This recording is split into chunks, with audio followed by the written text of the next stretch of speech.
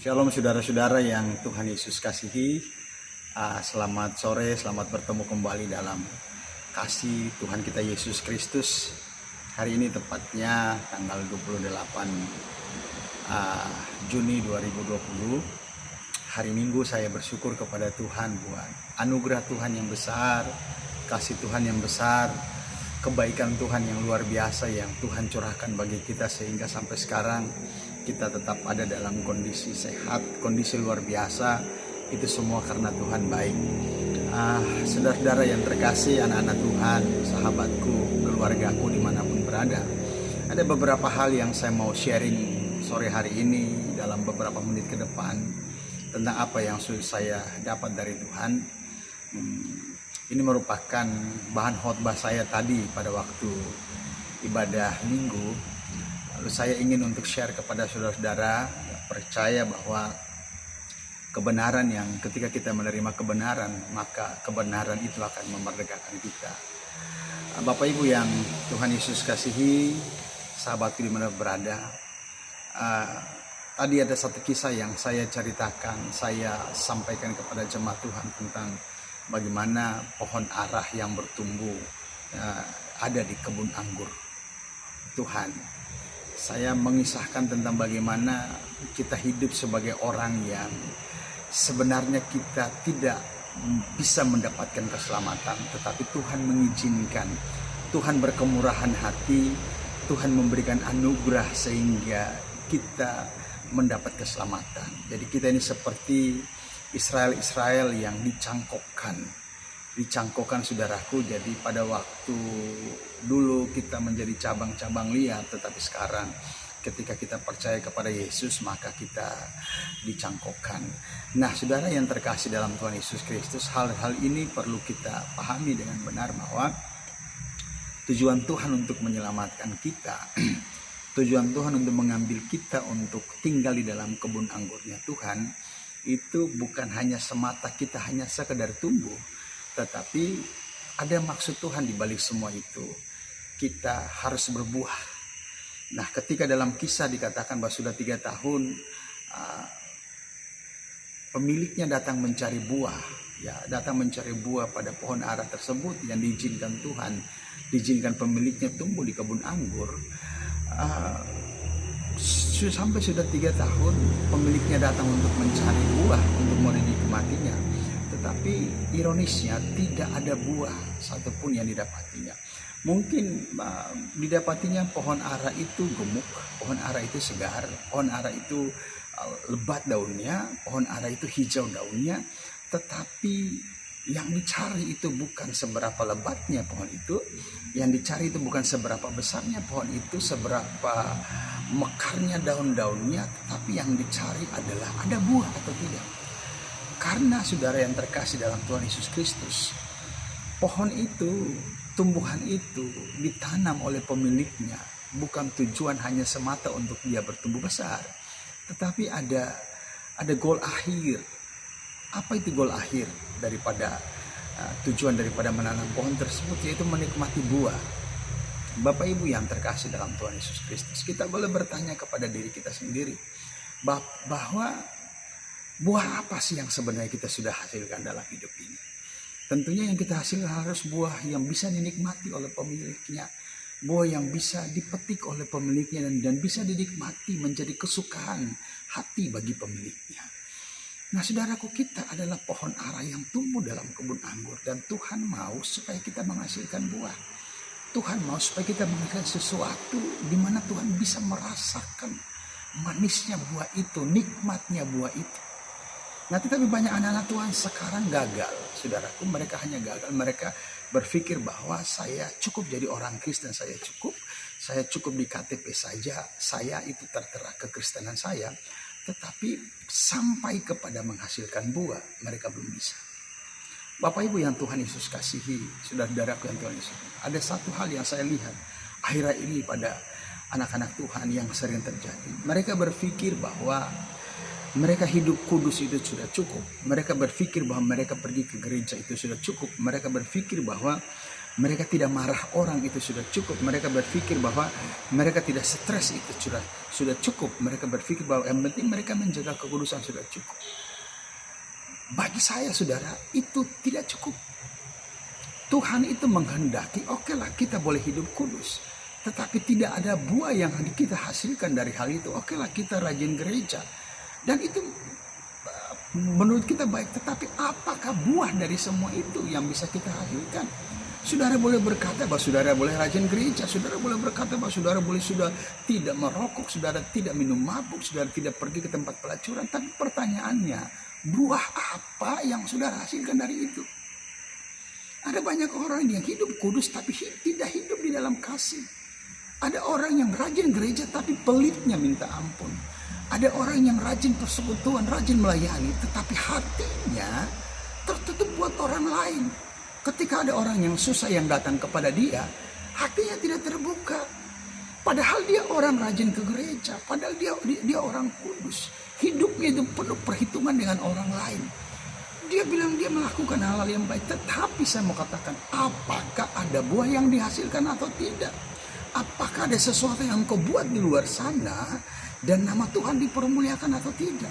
Ada orang yang berkata bahwa dia hidup kudus, dia hidup baik, dia rajin ke gereja, tetapi di luar sana dia berkelahi, berantem, dendam dan semuanya. Bapak Ibu, itu tidak cukup. Itu tidak cukup. Tuhan mau supaya ada sesuatu. Mungkin sudah berkata, ini buktinya saya diberkati Tuhan.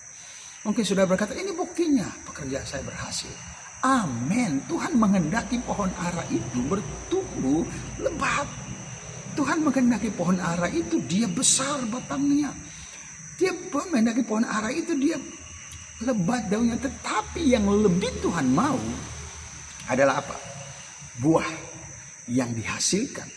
Untuk apa? Untuk dinikmati oleh sang pemilik. Nah, satu pertanyaan bagi kita, saudaraku.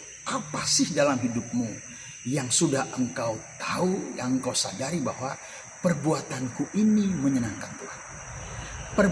Perbuatanku ini membuat nama Tuhan diakui, diagungkan, nama Tuhan ditinggikan oleh orang lain.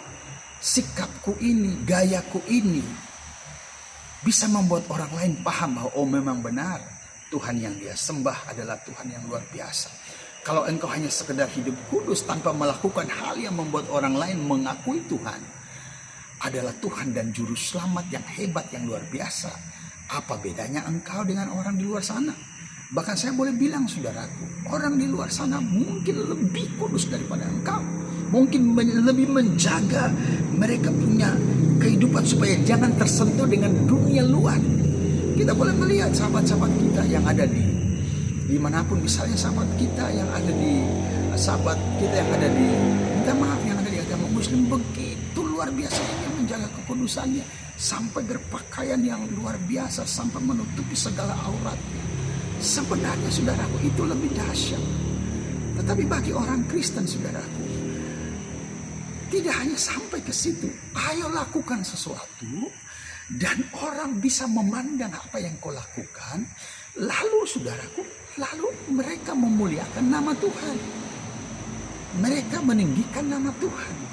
Jadi buah itu harus kita hasilkan saudara. Amin saudaraku. Nah ada dua hal yang kita harus lakukan. Yang pertama, mungkin kita melaksanakan setiap larangan Tuhan. Jangan mencuri, jangan memfitnah, jangan minum mabuk, jangan ini. Tetapi yang kedua adalah kita harus balance dengan apa? Melakukan perintah Tuhan.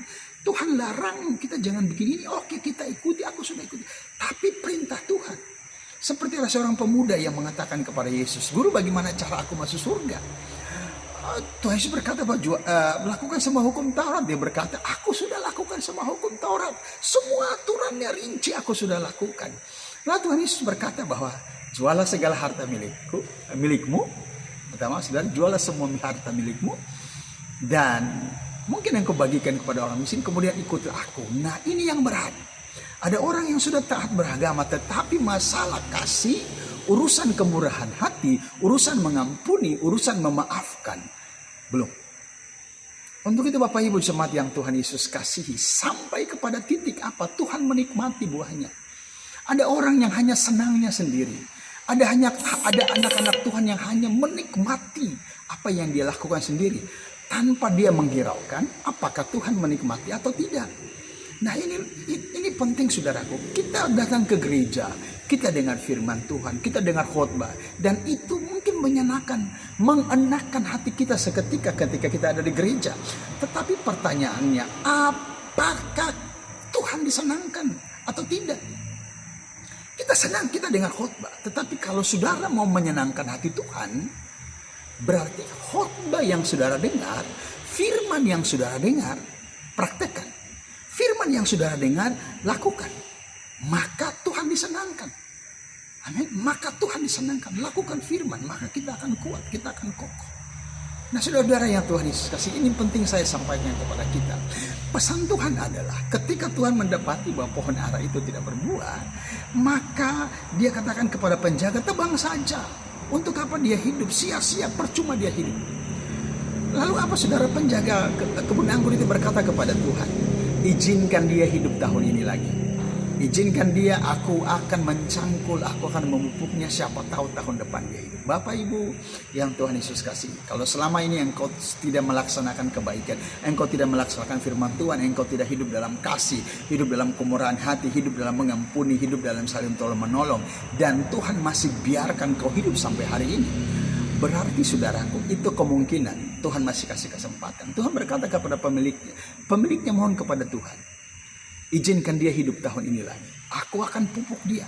Aku akan cangkul dia. Apa itu cangkul, saudaraku? Mencangkul artinya apa? Menggemburkan tanah yang keras. Hati kita seperti tanah. Banyak orang tidak melakukan kasih karena kekerasan dalam hati. Karena hatinya masih tertutup. Hatinya masih beku. Hatinya masih bebal. Maka dia hanya berpikir egosentris kepada dirinya sendiri. Saudara-saudara yang Tuhan Yesus kasih, saya mau katakan satu hal kepada kita, saudara-saudara yang terkasih. Biarkan hati kita dilembutkan. Caranya apa, saudara? Mungkin kita menasihati suami, menasihati istri, tapi tidak lembut juga hatinya, masih bebal. Minta Tuhan. Roh Kudus adalah roh yang luar biasa. Roh Kudus akan tolong untuk mengemburkan setiap hati. Roh Kudus akan tolong memampukan setiap hati. Kalau ada hati yang keras dan tidak pernah berubah, itu Roh Kudus belum menjamah. Dan tugas kita adalah berdoa biar Roh Kudus menjamah. Kemudian yang kedua, penjaga kebun anggur itu mengatakan, biarkan aku memupuknya. Ketika kita berdoa, Roh Kudus menjamah, dan biar firman itu yang masuk. Firman itu yang masuk, firman itu yang penting. Hati udah diubahkan, hati udah dibuat lembut, dan kita dengar firman. Karena firman itu yang bisa mengubah orang. Saudara, 1000 kali kita kata-kata ke orang untuk berubah-berubah. Susah kalau Roh Kudus tidak bekerja, dan susah kalau itu bukan firman yang bekerja. Kita berkata kamu akan mengetahui kebenaran, dan kebenaran itu akan memerdekakan kamu. Dengar firman Tuhan, maka firman Tuhan akan memerdekakan kita dari hal-hal yang salah selama ini. Mungkin engkau masih sakit hati, masih dendam, masih pelit, masih melakukan, tidak melakukan kasih, masih egois dengan diri sendiri dan tidak pernah lakukan sesuatu buat orang lain. Pesan saya, saudaraku, biarkan hatimu digemburkan oleh Roh Kudus dan biarkan firman masuk ke dalam hatimu. Ini adalah kesempatan Tuhan masih berikan. Saudara bisa melihat dalam Matius 25 tentang bagaimana hari penghakiman. Yesus mengibaratkan orang yang masuk ke dalam kerajaan surga adalah orang yang seperti domba. Tipenya bagaimana? Kasih pakaian buat orang yang tidak punya pakaian. Kasih makan untuk orang yang tidak punya makanan. Kasih tumpangan orang untuk orang yang tidak punya tidak punya tempat tinggal. Pergi jenguk orang sakit. Lakukan hal-hal yang baik. Itu orang yang akan menikmati surga. Bukan orang yang hanya hidup kudus, saudara. Bukan hanya orang hidup ke gereja, lakukan rutinitas keagamaan, tetapi orang yang lakukan firman, hidup dalam kebaikan hati. Saudaraku, bertobat. Tuhan masih kasih kesempatan untuk kita berubah. Engkau yang punya harta banyak, engkau yang punya waktu banyak, engkau yang punya hal-hal yang bisa Tuhan andalkan untuk nama Tuhan ditinggikan. Ayo berubah. Jangan hanya engkau tumbuh subur, daunnya lebat, tapi tidak ada buah. Itu Tuhan tidak suka. Terima kasih, itu adalah pesan saya pada sore hari ini. Tuhan Yesus kiranya memberkati kita semua. Aku berdoa biar Roh Kudus mengubah setiap orang yang mendengarkan firman hari ini. Haleluya.